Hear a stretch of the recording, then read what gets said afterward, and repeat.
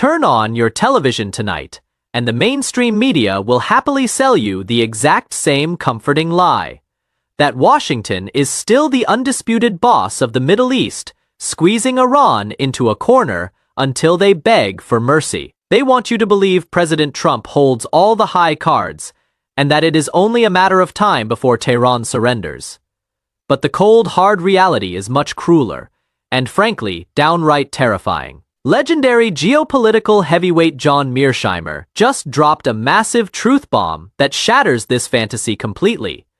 Donald Trump doesn't have the upper hand. In fact, Iran literally has the United States over a barrel. Washington walked away from a workable agreement back in June, blew through its advanced missile stockpiles in pointless bombing campaigns, and now Tehran is calling all the shots. They are demanding $300 billion in war reparations, complete sanctions relief, and they completely kicked the nuclear issue off the negotiating table. America isn't dictating terms anymore. We are standing at the edge of a humiliating total surrender. You are watching a global superpower get dragged by its nose, completely out of cards and completely out of options. I break down all kinds of news hot topics in plain English every single day, so even a total beginner can understand. Remember, every move made up there directly affects the vital interests of us ordinary people. You must watch the news to upgrade your cognition and avoid being fooled. Watching without hitting that like button loses half the flavor. Enough nonsense, let's get straight to it. Why did Washington throw away all its winning cards? Listen to this closely. The Western mainstream and your average Joe on the street usually think America can just bully anyone on earth into submission. They think Washington just needs to snap its fingers, throw around some heavy sanctions, drop a few precision bombs, and Tehran will drop to its knees, begging for mercy. But Mearsheimer's cold reality is a massive, brutal wake-up call. The reality? Washington had a solid deal right in its hands, and it completely destroyed it out of pure, arrogant stupidity. Look at what happened back on June 17th. Trump actually signed a memorandum of understanding with Tehran. Was it perfect? Number, but it was a workable framework. Under that June deal, both sides agreed to open the Strait of Hormuz. The US agreed to lift just the oil sanctions, so Iran could sell its oil on global markets. Plus, there was a clear ceasefire involving Israel, the US, Iran, and southern Lebanon. Notice what was left for later, the big heavy stuff. The total removal of all economic sanctions, the unfreezing of over $100 billion in Iranian assets, war reparations, and most importantly, the nuclear enrichment program. All of that was set aside for a 60-day negotiation period. Pay attention here. This was America's ultimate leverage. Mearsheimer points out that Washington held the master keys to the economic kingdom. If Tehran wanted its frozen billions back, if it wanted all sanctions lifted, Washington could say, fine, but you must give up your nuclear enrichment capabilities first. That was our bargaining chip. That was our trump card. So what did Washington do? They got greedy. Trump and his advisors looked at that June 17th agreement and thought they could play hardball. They convinced themselves that one more round of military strikes in July would break Iran's back and force them to give up everything for free. So Washington tore up the deal and went right back to dropping bombs. Here is the kicker. It backfired spectacularly.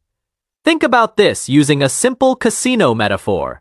It's exactly like a greedy, loud-mouthed gambler at a high-stakes poker table. You're sitting there with a solid winning hand. You have enough chips on the table to walk out with a massive profit. But instead of taking your winnings, you get cocky. You kick over the poker table, spit on the floor, and demand the dealer hand over the keys to the entire casino vault. What happens? The casino dealer locks the heavy iron doors, calls in the security guards, and throws you out into the alley. You went from holding a winning hand to standing in the rain with no shoes, no shirt, and an empty bank account. That is exactly what happened during that month-long escalation in July.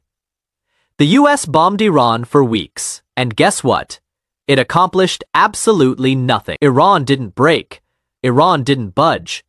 In fact, Tehran realized very quickly that American bombs couldn't stop them.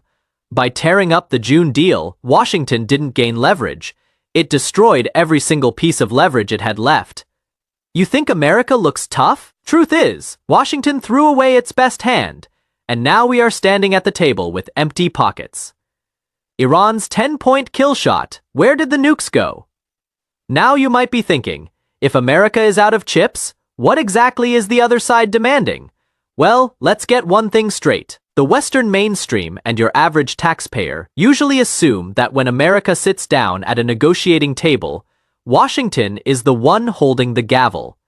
They think the US is handing out punishments while the other side is desperately begging for scraps. But Mearsheimer's cold reality is a total slap in the face. The truth? Tehran isn't asking for favors. They are handing Washington a geopolitical extortion bill, and the price tag is absolutely mind-blowing. Look at the brand new proposal Iran slammed on the table on August 8th. Mearsheimer breaks down this 10-point list of demands. And it is a complete bloodbath for American interests. Iran is demanding that every single major issue be settled up front. They are not negotiating, they are dictating. What exactly are they demanding? First, they want a staggering $300 billion in war reparations. You heard that right. $300 billion. Second, they demand the total lifting of all sanctions. Not just oil, but everything. Third, they want every single frozen asset fully returned. Fourth, the complete removal of the United States military from the Persian Gulf. They want American bases gone. Fifth, they demand total control of the Strait of Hormuz, and they will collect the tolls, and to top it off, they are forcing Washington to accept ceasefires across the entire board. In Gaza, the West Bank, Lebanon, Iraq, and Yemen. Think about this using a simple gangland metaphor. It is exactly like a legendary mob boss getting pinned to the dirt and beaten to a pulp by his absolute worst rival. The rival doesn't just want a truce. He has a gun to the mob boss's head and says, "Not only are you going to hand over all your prime territory, but you are also going to obediently pay the bar tab for every single one of my street soldiers." The boss isn't negotiating. He is getting extorted for his very survival. But here is the absolute craziest part of this entire disaster. Pay close attention here, the nuclear issue. The whole reason Washington supposedly launched these reckless wars in the first place has completely vanished from the proposal. Tehran refuses to even discuss it. Why? Because Iran understands the brutal great power gangster rules. They know that if Washington caves and gives them all the economic goodies up front, the reparations, the frozen assets, the sanctions relief, America will have absolutely zero leverage left. Washington will have nothing to threaten them with and nothing to bribe them with. Mearsheimer makes it terrifyingly clear. After watching the US recklessly bomb them twice, Iran now has a massive, undeniable incentive to actually build a nuclear weapon. We didn't stop their nuclear program, we actually guaranteed it. The US went from trying to contain Iran to literally financing their absolute victory. The empty revolver. Why the mighty US military is paralyzed. So, why doesn't Washington just fight back? The Western mainstream and your average taxpayer usually think that the United States military is an invincible, unstoppable machine. They think we have an endless supply of high-tech missiles. They assume the Pentagon can just press a shiny red button, bomb our enemies back to the Stone Age, and wrap up any conflict in a matter of days. But Mearsheimer's cold reality hits like a freight train. The brutal truth? The American military machine is running on empty. Washington isn't choosing diplomacy out of the goodness of its heart. Washington is backing down because it physically cannot fight anymore.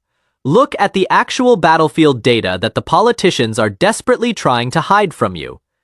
Think about that grueling 40-day meat grinder that started on February 28th. Think about the reckless tit-for-tat escalation throughout the entire month of July. We threw everything we had at Iran. We deployed the best weapons on planet Earth. And what did we get? We got a devastating, humiliating defeat. Pay attention here. This is the part that will make your spine tingle. Mearsheimer points out that the US completely blew through its most precious, highly sophisticated munitions stockpiles. We fired thousands of millions of dollars of advanced missiles. Now, the Pentagon's shelves are bare. The arsenal is badly depleted. Washington has absolutely zero coercive leverage left. Zero. We don't have the right weapons to threaten Tehran. And even when we did have them, they didn't work. Think about this using a classic Western movie metaphor.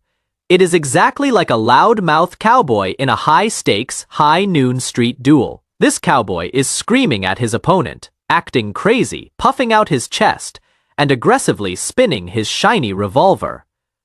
But the cold-blooded opponent isn't flinching. He isn't scared at all. Why? Because that opponent just stood there and watched the cowboy shoot every single bullet he had at a brick wall 10 minutes ago.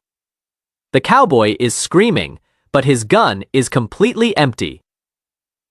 If he pulls the trigger right now, all you hear is a pathetic click.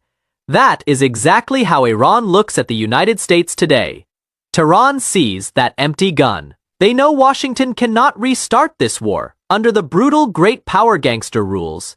If you step into the ring and you cannot throw a punch, you don't just lose the fight, you get completely slaughtered.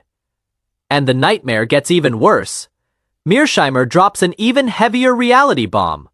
The real problem isn't just that we are out of bullets. The real problem is that our entire military posture in the Middle East is fundamentally broken.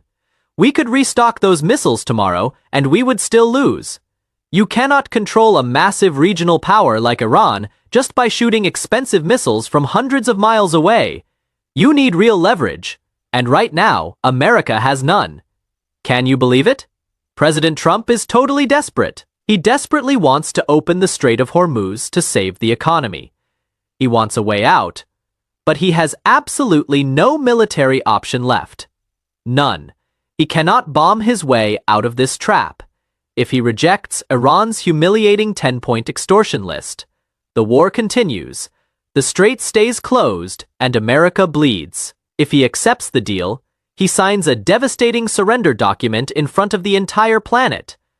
America has been backed into a suffocating corner, and the paper tiger has finally been exposed to the world. Why Washington's defeat is draining your bank account right now.